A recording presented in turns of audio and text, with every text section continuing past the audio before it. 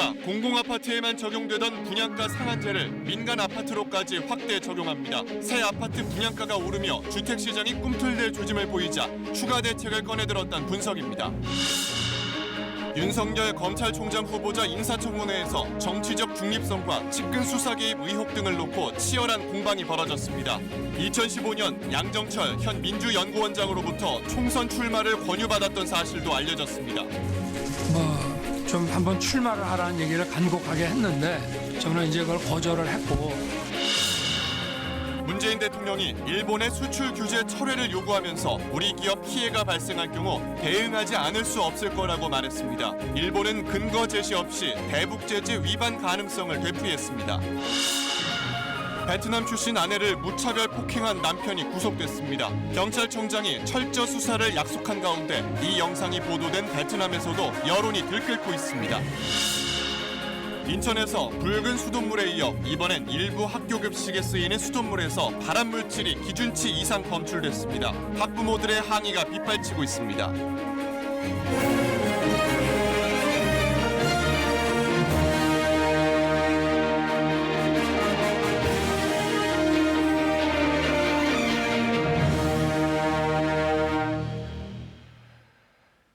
시청자 여러분 안녕하십니까?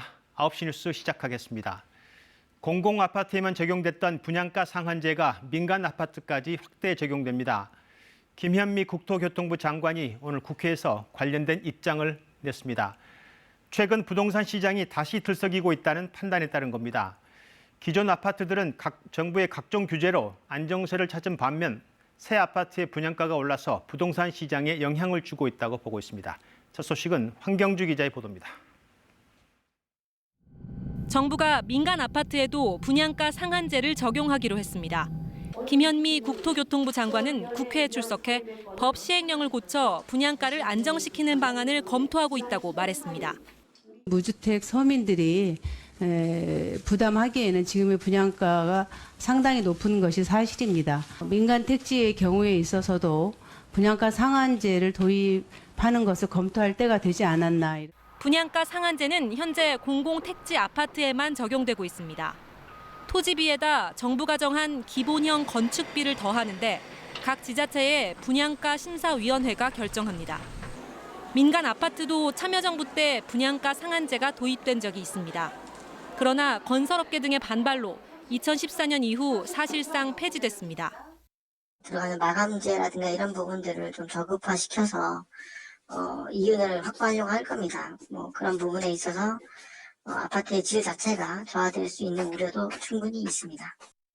민간 아파트는 현재 주택도시보증공사가 분양가를 심사하고 있습니다. 주변 아파트 매매가와 집값 상승률 등을 반영하다 보니 고분양가를 통제하는 데 한계가 있다는 지적이 잇따랐습니다. 분양가 상한제는 입주자 모집 공고를 하는 단지부터 모두 적용될 예정입니다. 정부는 분양가가 낮아지면서 주택시장이 안정될 것으로 기대하고 있습니다. KBS 뉴스 황경주입니다. 앞서 언급했지만 부동산 시장에 확실한 신호를 주기 위해서입니다. 집값이 다시 들썩이면 정부는 언제든 준비된 대책을 꺼내겠다는 신호입니다. 이번엔 그 신호가 분양가 상한제입니다. 사실상 폐지됐다가 5년 만에 부활시킨 겁니다. 지난 1년간 집값 상승을 이끈 원인이 새 아파트의 높은 분양가였다고 지목했습니다. 이어서 조혜진 기자의 보도입니다. 이 재건축 단지는 일반 물량 115가구를 2년 뒤에 분양하기로 했습니다. 조합이 기대한 분양가보다 주택도시보증공사가 심사한 분양가가 훨씬 낮기 때문입니다. 후분양을 하면 분양가 통제를 받지 않아도 돼 얼마든지 주변 시세대로 가격을 정할 수 있습니다. 원래는 6월달, 10월달에 한 달 그렇게 되면 5천만 원이 안 되고 조합원들도 이처럼 규제를 피하려는 후분양 단지들이 계속 늘어나는 데다 부동산 시장이 다시 꿈틀거릴 조짐이 나타나자 정부가 사실상 추가 대책을 꺼내들었다는 해석이 나옵니다. 한국감정원이 발표한 지난주 서울 아파트 가격은 전주보다 0.02% 상승해 34주 만에 반등했습니다. 조금이라도 과열될 것처럼 보인다면은 저희가 그동안 지금 준비하고 있는 정책들을 즉각적으로 시행하겠다. 9.13 대책으로 거래가 끊기면서 서울 아파트 값은 1년간 2% 미만의 상승률을 보였지만 같은 기간 민간 아파트 분양가는 12% 넘게 껑충 뛴 만큼 더 이상 두고 볼 수 없다는 판단이 작용한 겁니다. 분양가 상한제를 확대하면 새 아파트 가격이 안정되는 효과가 있지만 낮은 수익성을 우려한 나머지 주택 공급이 위축되는 측면도 있습니다. 싸게 분양받았다가 주변 시세에 맞춰 뛰는 이른바 로또 아파트로 변질될 가능성도 있습니다. 정부는 시장 충격과 부작용 등을 면밀히 검토해 이달 안에 법 개정에 나설 계획입니다. KBS 뉴스 조혜진입니다. 윤석열 후보자에 대한 인사청문회는 아직 진행 중에 있습니다. 정책 현안인 검경 수사권 조정, 또 검찰 개혁 문제에 대한 질문과 입장도 나왔습니다. 국회 연결하겠습니다. 네, 이세연 기자, 검경 수사권 조정 문제부터 보죠. 현 문무일 총장은 여러 차례 반대 입장을 표명한 바 있습니다. 윤 후보자는 어떤 입장을 냈습니까? 이 검찰의 수사 지휘권은 두고 다만 장기적으로 검찰의 직접 수사는 줄일 수 있다. 이 경찰의 수사 종결권을 줄 수도 있다. 윤 후보자 입장 이렇게 요약됩니다. 이 검찰의 수사 지휘권 폐지를 내용으로 하는 현재 국회의 수사권 조정안과는 엇갈립니다.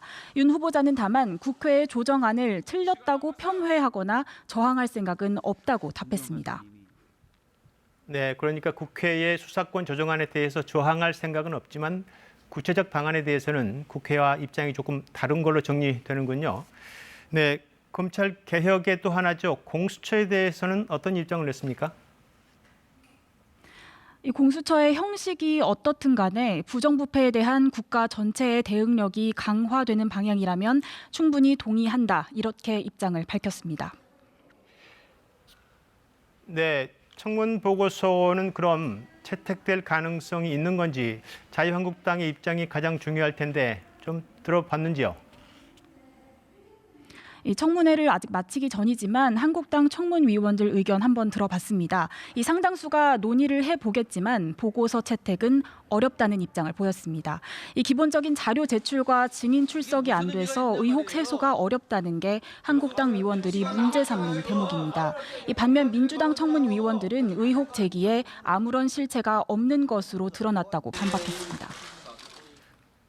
마지막 하나만 더 묻죠. 지금 청문회가 진행 중에 있고 혹시 이게 오늘 밤은 넘기게 되는 건지요? 청문회가 그 오전에 질의가 그 의사진행 발언이 좀 길어지면서 좀 많이 딜레이가 되는 듯한 모습을 보였지만 오늘 밤을 넘기지는 않을 것으로 예상이 되고 있습니다. 네, 알겠습니다. 국회에서 이세연 기자였습니다.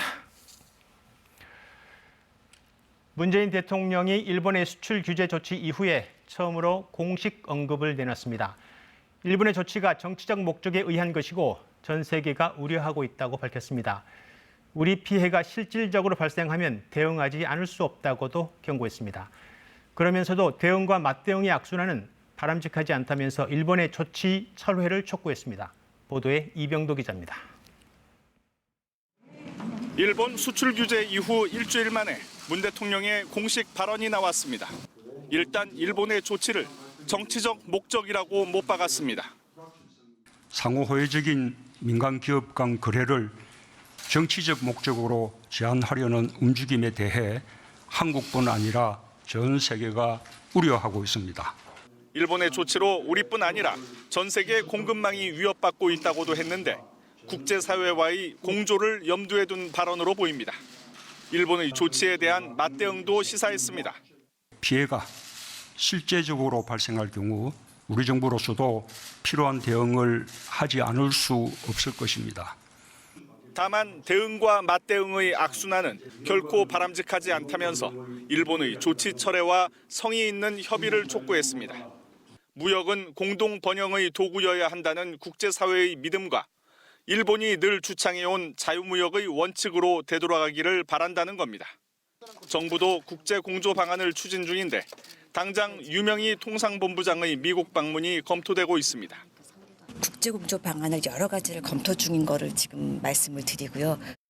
일본의 수출 규제가 미국에도 영향이 있다는 점을 설명해 협조를 이끄는 방안이 유력합니다. 국내 반도체 생산에 차질이 생기면 애플과 인텔 등 미국 업체도 피해를 입을 수 있다는 겁니다. 정부는 이와 함께 일본과의 양자 협의를 통해 조치 철회를 촉구하는 방안도 계속해 나갈 것이라고 밝혀 당분간 투트랙으로 대응해 나갈 방침임을 내비쳤습니다. KBS 뉴스 이병도입니다. 일본의 태도는 그대로입니다. 어제 아베 총리가 난데없이 한국에 대한 수출 금지가 북한 문제와 관련이 있다면서 대북 제재를 한국이 위반했을 가능성을 말한 바 있습니다. 오늘도 일본 정부는 같은 주장을 되풀이하고 있습니다. 도쿄 연결하겠습니다. 네, 황현택 특파원, 한국이 북한과 관련해서 부적절한 수출 관리가 있었다. 어제 이런 말을 했는데 오늘도 비슷한 말을 했다는 건데 구체적으로 어떤 말을 한 겁니까? 네, 최근 자민당 고위층 인사 어제는 아베 총리에 이어서 오늘은 일본 정부가 이 주장을 반복했습니다. 이번 규제 배경에 부적절한 일이 있었던 건 사실이다. 다만 구체적인 내용은 언급하지 않겠다고 했습니다. 구체적인 근거 없이 의혹 제기만 반복하고 있는데요. 이런 말도 덧붙였습니다. 輸出管理をめぐって、少なくとも3年間以上の間ですね、十分な意思疎通、意見交換が行われていないと。 네, 우리 대사관 쪽에서 뭐가 부적절했는지 설명을 듣기 위해 일본 정관계 인사들에게 면담을 요청해도 대부분 반려되고 있는 것으로 전해졌습니다. 네, 그러니까 구체적인 건 알 거 없다. 문제가 있으니 있는 줄로 알아라. 마치 이런 태도 같은데 지금 수출 규제가 일본 선거를 겨냥했다는 분석 여러 차례 나왔습니다. 21일이죠. 선거 판세는 아베의 의도대로 가고 있는 건지요? 네, 일단 자민당과 공명당, 연립내각의 과반 의석 확보는 무난하다는 게 일본 언론들의 공통된 분석입니다. 문제는 개헌인데요. 아베 총리는 유세 때마다 자위대를 헌법에 명기하는 공약을 내걸었으니 이걸 지지하는 후보를 뽑아달라 이렇게 목소리를 높이고 있습니다. 개헌 발의에는 전체 의석의 3분의 2 이상이 필요하고 때문에 이번 선거에서 최소 85석을 더 확보해야 하는데요. 일본 언론의 분석을 보면 이게 쉽지만은 않은 상황입니다. 네, 그러니까 현재 상황에서는 개헌이 가능한 의석 확보가 쉽지 않다는 건데 그래서 난데없이 지금 북한 문제까지 선거에 끌어들이고 있다 이렇게 볼 수 있는 건가요? 네, 말씀하신 부분까지 포함해서 다목적 포석이 있는 듯합니다. 자민당에서는 한국 수출 규제를 유세 때 활용하라는 지침을 내렸지만 이게 잘 안 되고 있습니다. 언론의 비난이 이어지고 있고 한국 수출 규제가 표심을 얻을 만한 재료가 못 된다는 얘기인데요. 그래서 북한 문제를 한국 수출 규제에 연결한 걸로 보입니다. 북한 관련서를 흘리면 안보 문제를 자극해서 한국 수출 규제에 비판적인 여론을 무마하고 보수 지지층을 결집시킬 수 있다는 속내로 분석됩니다. 나아가서 최근 남북미 대화 과정에서 빚어진 아베 패싱 논란을 잠재우고 한반도에 대한 일본 역할론을 띄워보겠다 이런 속셈도 있는 듯 하고요. 여기에 선거에서 이겨 개헌안을 발의한다 해도 위안부와 강제징용 등 과거사가 발목을 잡을 수 있기 때문에 이참에 털고 가자 이런 노림수도 엿보입니다. 네, 알겠습니다. 도쿄 황현택 특파원이었습니다. 보신 대로 일본이 갑자기 꺼내든 한국의 대북 제재 위반 가능성, 그러니까 전략 물자가 북한으로 흘러갈 우려가 있는지 좀 더 깊게 짚어보겠습니다. 결론은 근거도 없고 현실적으로 불가능하다는 겁니다. 김경진 기자가 집중 취재했습니다. 일본은 구체적인 근거를 제시하지 않은 채 군사적으로 전용이 가능한 물품이 북한에 전달됐을 가능성을 언급하고 있습니다. 예컨대 반도체 세정에 쓰이는 에칭가스가 북한으로 넘어가 우라늄 농축이나 화학무기 생산에 이용될 수 있다는 겁니다. 일단 우리 정부는 일본이 수출을 제한한 3개 품목이 북한에 넘어간 일은 없다고 반박했습니다. 산업부 관계자는 한국도 3개 품목을 전략물자로 분류해 반입과 반출 전 과정을 꼼꼼하게 관리하고 있고 수출업체로부터 서약서도 받고 있다고 말했습니다. 관련 기업들도 에칭가스는 보관과 운반이 까다롭고 비용이 굉장히 비싸기 때문에 북한으로 이전하는 것은 논리적으로 맞지 않다고 설명했습니다. 수소가스 세상력도 별로 없고 그런데 비효과적인 방법이거든요. 2차 세계대전 이후에도 불소가스 관련돼서 한국이 썼다는 거는 거의 없거든요.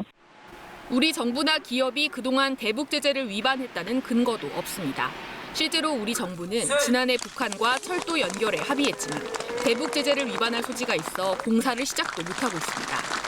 쌀 지원과 같은 인도적 지원조차 일일이 미국과 협의한 뒤 진행했습니다. 외교부 당국자는 우리나라는 핵물질과 무기류, 미사일과 생화학 무기와 관련된 수출을 통제하는 4대 통제 체제에 모두 가입된 명실상부한 제재 모범국이라고 설명했습니다. 외교부는 일본의 주장을 뒷받침할 구체적인 사례를 제시해달라고 요구했지만 아직 일본 정부의 답은 없는 상태라고 밝혔습니다. KBS 뉴스 김경진입니다. 극심한 충돌을 불렀던 택시업계와 승차 공유업계가 공존할 수 있는 방안에 큰 가닥이 잡혔습니다. 정부가 이번 주 발표합니다. 일단 승차 공유 서비스를 할 수 있도록 길을 열어주기로 했습니다. 다만 택시 1000대를 줄이고 줄어든 만큼의 택시 면허를 빌리거나 사서 운행하도록 하는 겁니다. 그러나 이마저도 반응이 엇갈리고 있습니다. 김수영 기자의 보도입니다. 사회적 대타협 선언 이후에도 갈등을 계속해온 택시업계와 승차 공유업계. 해결의 실마리가 될 정부 절충안이 넉 달 만인 이번 주 발표됩니다. 핵심은 택시 총량 안에서만 승차 공유 서비스를 허용하는 겁니다. 전국 25만 대 택시 중에 우선 1000여 대의 택시를 감차하고 줄어든 면허 수만큼 플랫폼 사업자가 활용할 수 있도록 했습니다. 플랫폼 사업자는 제3의 기관을 통해 택시 면허를 사거나 빌리는데 대당 40만 원의 분담금을 다달이 납부해야 합니다. 택시 업계와 플랫폼이 협업을 하는 방법과 플랫폼이 자체적으로 새로운 모델을 만들 수 있는 방법. 정부안에 대해 플랫폼 업계는 승차 공유 사업을 더 이상 미룰 수 없다며 대체로 수용 의사를 밝혔습니다. 개별 기업이 택시 면허를 직접 사거나 임대할 수 있는 것을 막기 때문에 비용도 정액이라 스타트업 입장에서 환영할 만하고요. 단 좀 성장하는 기업은 비용이나 양에서 부담이 돼서 택시업계는 그러나 조건부 찬성이란 입장입니다. 렌터카 형태인 타다에는 개인 택시 면허를 절대 임대해 줄 수 없다는 겁니다. 공짜 면허나 바라는 불법 타다에게 단 한 대의 개인 택시 면허권도 임대도 내주지 않을 것입니다. 국토부의 절충안 발표와 더불어 국회도 이르면 이번 주 택시 관련 법안을 통과시킨다는 계획이어서 지지부진했던 승차 공유 논의가 급물살을 탈 것으로 보입니다. KBS 뉴스 김수영입니다. 대한항공 기장이 해외로 가는 비행 중에 술을 달라고 2차례 요구했다는 의혹이 제기됐습니다. 대한항공 자체 조사 결과 기장은 구두 경고를 받았는데 문제 제기를 한 사무장은 보직 해임돼서 논란이 일고 있습니다. 국토부가 사실 파악에 나섰습니다. 신지수 기자입니다. 지난 1월 대한항공의 내부 보고서 하나가 접수됐습니다. 인천공항에서 네덜란드 암스테르담으로 가던 여객기에서 기장이 승무원에게 술을 2차례 요구했다는 겁니다. 보고서에 따르면 기장은 환영 음료로 나오는 샴페인을 지불해 하면서 승무원에게 샴페인을 컵에 담아주면 되지 않느냐고 말했습니다. 승무원이 이를 거절했고 기장은 몇 시간 뒤 이번에는 종이컵에 담아서 와인 한 잔을 주면 되지라고 했다는 겁니다. 그러나 기장은 사실과 다르다고 부인했습니다. 샴페인을 지불하는 게 아니고 물을 컵에 담아달라고 요청했을 뿐이라는 겁니다. 두 번째 발언도 승무원들이 와인을 옆에 두고 스테이크를 먹고 있길래 종이컵에 담아서 와인 한 잔 마시면 되지 않냐고 농담 삼아 이야기했다고 주장했습니다. 대한항공은 자체 조사를 통해 기장에겐 구두 경고를 내리고 문제를 제기한 사무장은 팀장직을 박탈했습니다. 기장에 대해선 술을 요구했는지 진술이 엇갈렸지만 사무장이 보직 해임된 건 보고 과정 등에 문제가 있었기 때문이라는 겁니다. 기장과 승무원 사이 의사소통 과정 중 오해로 인해 발생한 건으로 사무장에 대한 인사조치는 폭언 및 사내문서 외부 유출 등 국토부는 감독관 2명을 파견해 사실관계를 파악하는 한편 법규 위반 사항이 발견되면 엄중 처벌할 계획입니다. KBS 뉴스 신지수입니다. 베트남 아내를 무차별 폭행한 남편이 구속됐습니다. 가해 남편을 엄중 처벌해야 한다는 청와대 국민청원이 쏟아진 데 이어 경찰청장도 철저한 수사를 약속했습니다. 최송현 기자입니다. 3살 아들이 보는 앞에서 베트남 아내를 무차별 폭행한 남편이 오늘 구속됐습니다. 베트남 아내에게 전치 4주의 중상을 입힌 남편 김 씨는 모자를 깊게 눌러쓰고 마스크로 얼굴을 가린 채 오늘 영장 실질심사에 출석했습니다. 김 씨가 베트남 아내를 이토록 무자비하게 때린 이유는 언어 갈등 때문이라고 말했습니다. 한국 오자마자 나는 한국말 모른다 그런 식으로 말하니까 언어 통화가 갑자기 잘 통하던 사람이 안 통하니까 답답해서 그렇게.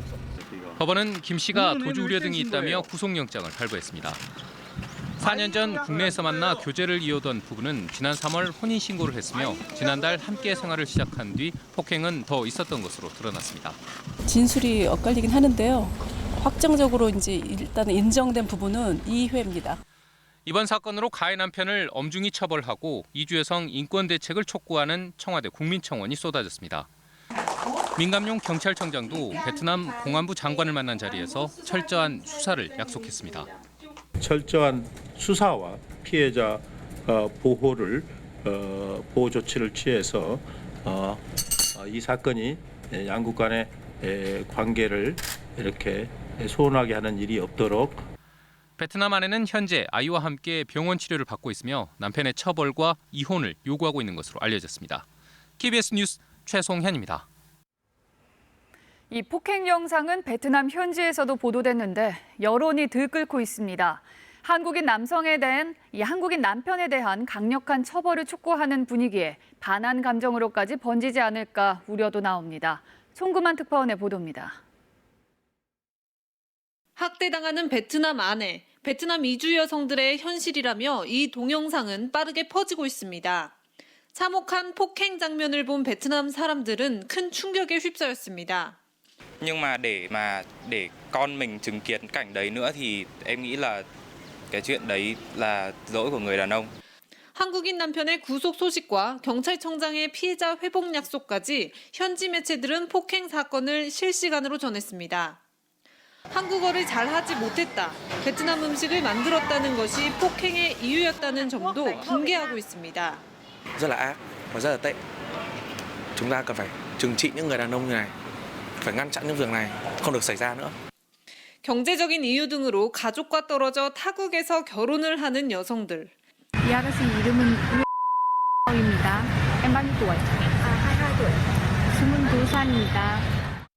만난 지 얼마 안 돼 소개받은 남성과 결혼하는 이른바 속성 결혼이 문제라는 지적도 조심스럽게 나오고 있습니다. Thì mình lên tìm hiểu phong tục tập quán của bên đấy. Thứ nhất là cái thứ hai nữa là hai người lên tìm hiểu kỹ rồi quyết định đến hôn nhân.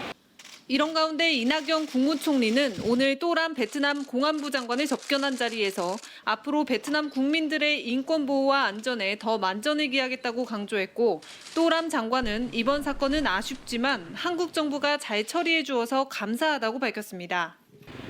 현지 교민들은 최근 박항서 감독의 활약과 활발한 경제 교류로 양국 간의 우호 분위기가 조성됐는데 이번 사건으로 반항 감정이 확산할까 우려하고 있습니다. 베트남 하노이에서 KBS 뉴스 송금환입니다. 우리나라 국민과 결혼해 이 같은 가정폭력을 겪은 결혼 이주 여성은 적지 않습니다. 홀로 한국으로 와 도움이 절실하다 보니 남편 앞에서 약자가 될 수밖에 없는 겁니다. 김수연 기자입니다. 10여 년 전 캄보디아에서 한국에 온 이모 씨는 남편의 폭력을 못 견뎌 딸 셋과 집을 나왔습니다. 욕도 하고 물건 같은 거 던지고 무섭게 이렇게 했어요. 한국 시간에서 아직 같이 사는 게 굉장히 해본 시간도 없고요. 그냥 힘들만. 18살 때 결혼해 한국에 온 필리핀 출신 김모 씨. 남편은 집에 CCTV를 설치해 김 씨를 감시했습니다. 한국에 오자마자 임신했더니 남편의 임신하고 자기 자식 아니라고 애기가 조금 더 잘 키우고 싶고 더 예뻐 살고 싶고. 국가인권위원회 설문조사 결과 국내 결혼 이주 여성의 42%가 가정폭력을 경험했다고 답변했습니다. 배우자에게 심한 욕설을 들은 경우는 80%가 넘었고 폭력 위협을 당하거나 성적 학대를 당한 경우도 3명 중 1명꼴이었습니다. 이 같은 피해가 끊이지 않자 법무부는 지난 2011년 결혼 이주 여성의 체류기간 연장에 한국인 배우자의 신원보증서를 내도록 했던 신원보증제도를 폐지했습니다. 하지만 결혼 이주 여성의 국적 취득 면접에 배우자 동행이 요구되는 등 여전히 문제점은 남아 있습니다. 면접이나 이제 국적 신청을 할 때거나 이럴 때 남편의 동행을 요구한다거나 이제 그렇게 하는 것들이 없어져야 되는 것이고요. 안정된 거주권이나 체류권을 확보할 수 있는 방안이 굉장히 이제 요구된다고 생각합니다. 결혼 이민 비자로 국내에 거주 중인 결혼 이민자는 지난해 기준 15만 9천여 명. 이 중 83%가 여성입니다. KBS 뉴스 김수연입니다. 지상파 방송사 SBS의 메인 뉴스를 진행했던 전직 앵커가 지하철역에서 여성의 신체를 몰래 촬영한 혐의로 경찰에 입건됐습니다. SBS는 오늘 김 전 앵커가 낸 사표를 수리했습니다. 양예빈 기자입니다. 두 차례에 거쳐 4년 4개월 동안 SBS 8시 뉴스를 진행했던 김성준 전 앵커. 김 전 앵커는 지난 3일 밤 서울 지하철 영등포 구청 여관에서 앞서가던 여성의 하체 부위를 휴대전화로 몰래 촬영한 혐의로 불구속 입건됐습니다. 당시 상황을 목격한 시민들이 피해 여성에게 이를 알렸고 신고를 받고 출동한 경찰이 김 전 앵커를 여관에서 붙잡은 것으로 알려졌습니다. 경찰이 김 전 앵커의 휴대전화를 확인한 결과 피해 여성을 몰래 찍은 사진이 들어있던 것으로 알려졌습니다. 김 전 앵커는 지난 2017년엔 뉴스를 총괄하는 보도본부장을 맡았다가 세월호 인양 관련 오보 논란으로 물러나기도 했습니다. 이후 최근까지 자신의 이름을 내건 SBS 라디오 시사 프로그램을 진행했습니다. 이 시사 프로에서 김 전 앵커는 불법 촬영 범죄를 강력하게 성토하는 발언을 하기도 했습니다. 평생 몽해가 돼서 살아야 되는 그런 고통일 텐데. 네, 그렇습니다. 벌금 얼마 내고 나온다? 이건 좀 아닌 것 같아요. 네. 사건 발생 다음 날부터 김 전 앵커가 맡았던 라디오 시사 프로그램은 PD가 대신 진행해오다 폐지됐습니다. SBS 측은 김 전 앵커가 사직서를 제출해 오늘 수리했다고 밝혔습니다. 김 전 앵커는 무리를 일으켜 죄송하다며 피해자와 SBS 조직원에게 사죄하고 향후 경찰 조사에 성실히 응하겠다고 밝혔습니다. KBS 뉴스 양혜빈입니다. 대낮에 주상복합 아파트 1층 상가복도에서 한 건설회사 대표가 흉기에 찔려 숨졌습니다. 흉기를 휘두른 남성은 지금까지 6시간 넘도록 아파트 옥상에서 경찰과 대치를 벌이고 있습니다. 현장 취재기자 연결합니다. 이형관 기자, 대치 상황 자세히 전해주시죠. 네, 밤은 깊었지만 살인사건의 피해자는 아직도 이 19층짜리 아파트 옥상에서 경찰과 대치 중입니다. 오늘 오후 3시부터니까 지금까지 6시간 넘게 자살 소동을 벌이고 있는 건데요. 소방에서는 혹시 모를 추락에 대비해 바닥에 에어매트리스 4개를 깔아놓은 상태입니다. 주민들은 집에도 들어가지 못한 채 초조하게 현장을 지켜보고 있습니다. 사건은 오늘 오후 2시 10분쯤 경남 거제의 한 주상복합 아파트 1층 상가 복도에서 일어났습니다. 피해자 45살 A씨는 모 건설회사 대표 57살 B씨에게 흉기를 휘둘렀습니다. B씨는 인근 병원으로 옮겨졌지만 숨졌습니다. 현장에 출동한 경찰이 CCTV를 통해 A씨의 동선을 파악했고 옥상에서 경찰과의 대치가 시작됐는데요. A씨는 현재 흉기를 들고 19층 아파트의 옥상 난간에서 위태롭게 대치를 이어가고 있습니다. 흉기를 휘두른 A씨의 전부인이 숨진 B씨의 건설회사 직원으로 알려졌는데요. A씨는 현재 전부인과 통화를 요구하고 있는 것으로 전해졌습니다. 경찰은 현장에 특공대 10여 명을 투입하고 위기협상팀과 범죄 분석관을 동원해 옥상에서 A씨를 설득하고 있습니다. 또 정확한 살인 동기 등을 조사하고 있습니다. 네, 지금까지 이형관 기자였습니다. 대전의 한 장애인 복지시설 대표가 장애 아동들에게 호신용 전기 충격기를 사용했다는 주장이 제기돼 경찰이 수사에 나섰습니다. 법원은 해당 대표에게 시설 접근 금지 명령을 내렸습니다. 최성중 기자입니다. 대전의 한 장애인 복지시설. 이곳에서 생활하는 11살 A군의 어깨와 다리에 불에 데인 듯한 자국이 선명합니다. 이런 식의 상처가 난 장애인은 5명. 이 시설에서 생활했던 한 사회복지사는 해당 시설 원장 A씨가 최근 1년 사이 이상 증세를 보인 장애 아동들에게 호신용 전기 충격기를 사용했다고 주장합니다. 일상적으로 아이들에게 폭풍뿐만 아니라 전기 충격기를 사용해서 아이들에게 가해를 해왔던 걸로 그렇게 전해들었고요. 이 사회복지사의 신고를 받은 경찰은 우선 원장에 대해 시설 접근 금지 신청을 했고 법원은 이를 받아들여 A씨를 시설과 분리시켰습니다. 그 신고가 있어가지고 분리는 시켜야 되니까 신청을 해서 이제 분리한 거죠. 하지만 A씨는 보통 아이들끼리 다퉈 상처가 나기도 하는데 음해성으로 억울하다며 혐의를 완강히 부인하고 있습니다. 제가 무슨 시설 쓰면서 그런 일을 왜 해요? 그럼 그랬다면 직원들이 다 받겠죠. 대전 장애인 권익 옹호기관은 해당 센터 원생의 절반을 다른 시설로 옮기도록 조치한 가운데 경찰은 조만간 시설 대표를 불러 실제 학대 행위가 있었는지 여부에 대해 조사할 방침입니다. KBS 뉴스 최선중입니다. 일부 학교 학생들의 급식에 사용되는 수돗물에서 발암물질이 기준치 이상 검출됐습니다. 이번에도 인천 지역이었습니다. 붉은 수돗물 사태에 이어서 발암물질 검출로 항의가 빗발쳤습니다. 환경부는 조사 결과 학교 저수조에 수돗물을 장기간 저장할 경우에 생기는 문제라고 잠정 판단하고 있습니다. 이진영 기자의 보도입니다. 생수를 실은 급수차가 학교 급식실에 물을 공급하고 있습니다. 이 학교는 수돗물을 급식에 써왔지만 지난주 금요일 급수가 중단돼 생수로 급식을 조리하고 있습니다. 학교 수돗물에서 발암물질인 총트리 할로메탄이 검출됐기 때문입니다. 수분 검사 결과 불평정 수장 이당 이상 없다고 했을 때 그때부터 수돗물 급식 계속 하고 있었죠. 환경부 안심지원단은 지난 1일 인천 붉은 수돗물 피해 지역 학교 162곳의 수질을 검사한 결과 3곳에서 발암물질인 총트리 할로메탄이 기준치 이상 나왔다고 밝혔습니다. 총트리 할로메탄은 수돗물 정수 과정에서 주입되는 염소가 물속의 유기물 등과 반응해 생성되는 소독 부산물입니다. 환경부는 학교 저수조 청소 뒤엔 수치가 기준치 이하로 내려간 점을 빌어 해당 학교의 자체적인 문제로 판단하고 있습니다. 장시간 수돗물이 체류하면 수치가 높아질 수 있다는 겁니다.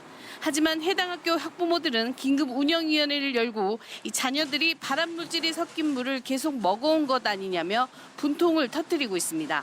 믿은 거죠. 뭐 문제 없다고 하니까 여기 동네는 서구여도 그래서 그냥 아예 생각 안 하고 있었던 거죠. 이와 관련해 인천시는 각급 학교의 저수조 관리에 대한 안내문을 발송하고 민간 대책위에서도 해법을 논의하겠다고 밝혔습니다. 하지만 붉은 수돗물에 이은 비린내와 발암물질 검출까지 이어지면서 주민들의 불만이 계속되고 있습니다. KBS 뉴스 이진현입니다. 오늘 제주의 한 해수욕장에 상어가 나타나서 피서객들이 대피하는 소동이 벌어졌습니다.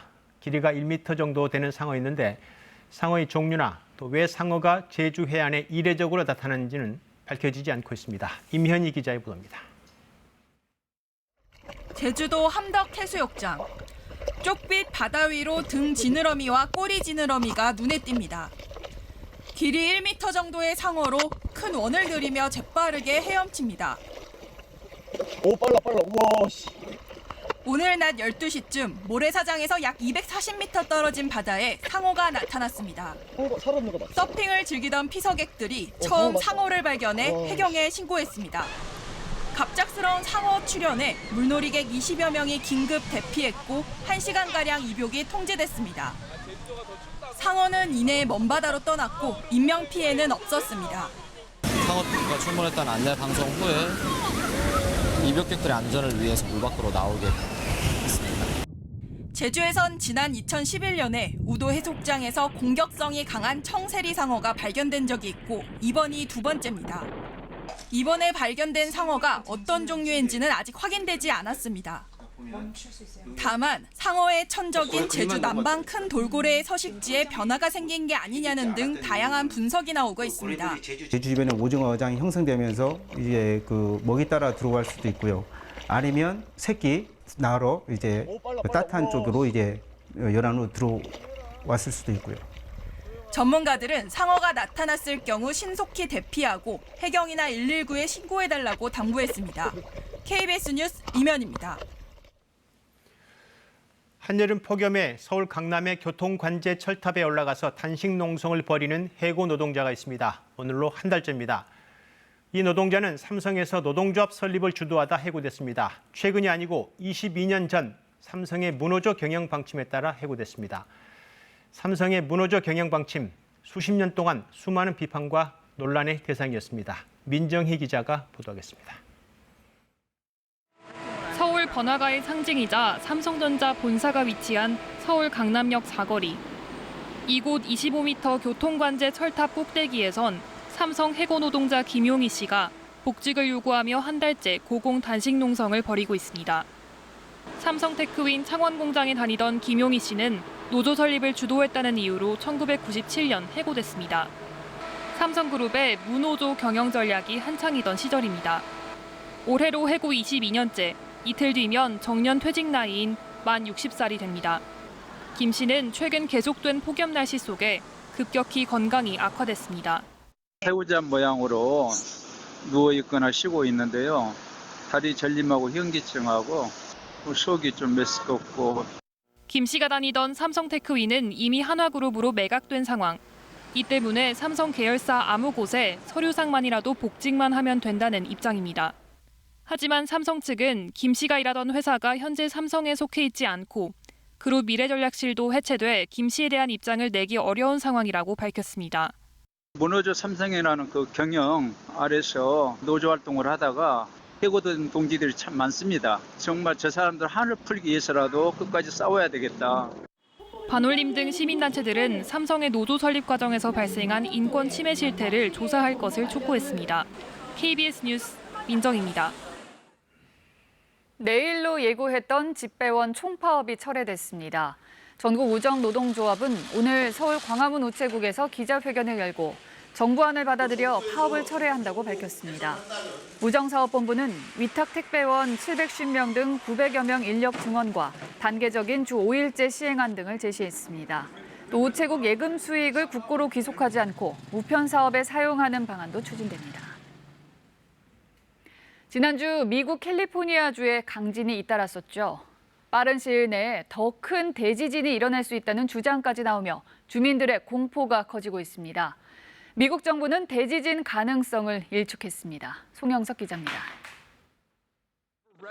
캘리포니아 주민들을 공포에 떨게 한 두 번의 강진. 여진도 무려 2,000번 넘게 이어진 가운데 조만간 더 큰 지진이 닥칠 거라는 전문가의 경고가 잇따랐습니다. 앞서 두 지진은 빅원으로 불리는 규모 7.8 이상 대지진의 전조 현상에 불과하다는 주장입니다. The probability of a magnitude 6 in the next week is over 50%. Probability of a 7 might be as high as 11%. 지진 발생 지점이 세계 주요 지진과 화산 활동이 집중된 이른바 불의 고리에 속해 있는 데다 이번 지진 여파로 캘리포니아를 가로지르는 샌안드레아스 단층까지 흔들릴 수 있다는 우려도 확산되고 있습니다. 1906년 3,000명의 목숨을 앗아간 캘리포니아 대지진은 이 샌안드레아스 단층이 뒤틀리면서 발생했습니다. 미국인들에겐 트라우마와도 같은 샌안드레아스 단층까지 다시 거론되자 집 밖에 천막을 치고 지내거나 생필품을 사재기 하는 경우도 많습니다. If another quake comes, I'm scared what's going to happen. It's all separating right here. 하지만 미국 지질조사국은 향후 며칠 안에 규모 6.0 이상 지진이 뒤따를 가능성을 27% 정도로 낮게 보고 있습니다. 특히 샌안드레아스 단층은 지진 발생지에서 270km나 떨어져 있다며 규모 7.0 이상 강진 발생 가능성은 3%에 불과하다고 강조했습니다. 그러나 지질조사국 역시 2030년까지 길게 내다보면 단층 활동으로 인한 규모 6.7 이상 강진이 발생할 확률이 70%에 달한다고 밝혀 주민들을 안심시키진 못했습니다. KBS 뉴스 송영석입니다. 네, 뉴스 주민 시간입니다. 정윤섭 기자 나와 있습니다. 네, 정 기자 오늘 소식은 어떤 건가요? 네, 앞서 리포터에서도 전해드렸는데 오늘 윤석열 검찰총장 후보자 청문회 올해 초에 양정철 원장하고 만남이 논란이 됐었잖아요. 그런데 이 과정에서 한국당 김진태 의원의 약간 어색하다고 할까요? 이런 질문이 있어서 일단 준비해봤는데 먼저 보고 얘기 이어가겠습니다. 네. 피의자가 될 사람을 몇 달 전에 만나서 대화를 한 것은 적절한 겁니까? 아니 제가 나중에 고발이 들어올지는 제가 당시는 알 수가 없고. 네, 그러니까 여기서 피의자가 될 사람이 양정철 연구원장이라는 거죠. 그렇죠. 이제 자유한국당이 지난달 18일에 양정철 원장을 정치자금법 위반 혐의로 고발을 했는데 수사 상황에 따라서 피의자도 될 수 있다라는 주장이거든요. 그러니까 두 사람이 만났다는 건 고발 이전인데 그때 왜 몰랐느냐 이렇게 할 수도 있고 약간 그런 겁니까? 정확히는 지난 2월에 만난 걸로 윤 후보자도 인정을 했고요. 그러니까 굳이 해석을 하면 6월에 고발을 했는데 2월에 만났을 왜 몰랐느냐 이렇게 해석이 될 수밖에 없는 거고 결국 그러니까 윤 후보자도 대답을 나중에 고발이 들어올 걸 어떻게 하냐라고 답할 수밖에 없게 된 거죠. 이거를 어떻게 봐야 될지 잘 모르겠습니다만은. 이런 주장인데 오늘 청문회 자체가 그럼 좀 비슷한 상황이었다고요? 그렇죠. 이제 계속 그동안 논란이 됐었지 않습니까? 이른바 동물국회 때 문제로 해서 수사 대상이 된 의원들이 검찰총장 후보자를 검증한다. 그러니까 이 청문회 시작부터 바로 지적이 나왔는데 일단 듣고 얘기 이어가겠습니다. 그 해당 의원들의 기소 여부 결정권을 가진 검찰총장 인사청문회입니다. 그래서 과연 적절한가? 그러니까 오늘 청문회에 참여한 법사위원이 모두 18명인데요. 예. 13명이 그중에 피고발인으로 돼 있거든요. 여야 통틀어서요. 그렇습니다. 그러니까 정확히는 민주당 5명, 한국당 7명, 바른미래당 1명. 그러니까 한국당의 경우에는 위원 청문위원 모두가 또 피고발인이고요. 예. 검찰의 수사 대상이 될 수 있는 사람이 13명인데 그러면 그 수사 대상이 될 13명이 그 수사와 관련된 질문을 혹시 했습니까? 그러니까 직접적인 질의가 있었다면 더 큰 문제가 됐었겠죠. 예. 그러니까 그런 걸 의식해서인지 그런 직접적으로 얘기하는 질문은 없었고요. 예. 대신 청문위원 이 자격 가지고 공방이 있었지 않겠습니까? 예. 그러니까 거기에 발언을 좀 모아왔는데 들어보겠습니다. 우리 당은 고발당한 사람들 다 빠지면 할 사람도 없어요. 국회 선진화법 위반으로 고발되셨지만은 우리 더불어민주당은 단순 폭력으로만 고발되어 있다는 점 말씀드리겠습니다.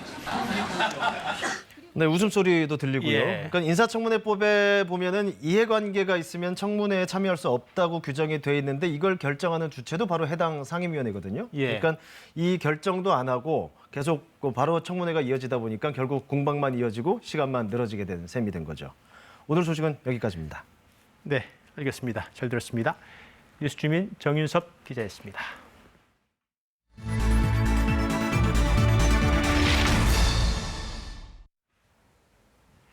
일제강점기 우리나라를 찾았던 영국 화가 키스의 작품 가운데 조선시대 무인 초상화가 있는데요.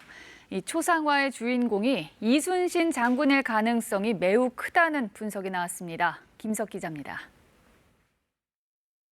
군복인 융복을 입고 손에는 등채라 불리는 채찍을 쥔 조선의 무인. 배경엔 거북선이 여러 척 그려져 있습니다. 이 초상화를 그린 사람은 일제강점기에 한국을 여러 차례 방문한 영국 화가 엘리자베스 키스. 재미교포 수집가 송영달 씨가 최근 키스의 조카로부터 실물을 입수해 전문가의 감정을 거친 결과 이순신 장군의 모습일 가능성이 크다는 분석이 나왔습니다. 근대 한국화가 이상범 화백이 그린 이순신 초상화와 구도와 자세 등이 똑같다는 점. 이상범 화백은 생전 당시까지 전해오던 초상을 직접 봤다면서 얼굴에 살도 붙이고 수염도 힘있게 붙여 그렸다고 증언한 바 있습니다. 우리 조선에 들어와서 어떤 그림을 보고 혹은 어떤 모델을 놓고 그림을 그렸다라고 했을 경우에 청년 이상범 선생님 그림과 그렇게 같을 수는 불가능하거든요. 다른 근거는 거북선. 조선시대 초상화 중 거북선을 배경으로 한 다른 그림이 없습니다. 마르고 야윈 얼굴이 이순신 표준 영정보다 역사적 사실에 더 부합한다는 점도 중요한 근거입니다. 당시에 존재했던 그 고난받고 고난을 극복하려고 하는 한 사람의 모습이 어떻게 보면 그대로 담겨 있거든요. 이 그림은 이순신 장군의 초상을 실체에 더 가깝게 복원하는 데 기묘한 자료가 될 것으로 보입니다. KBS 뉴스 김석입니다.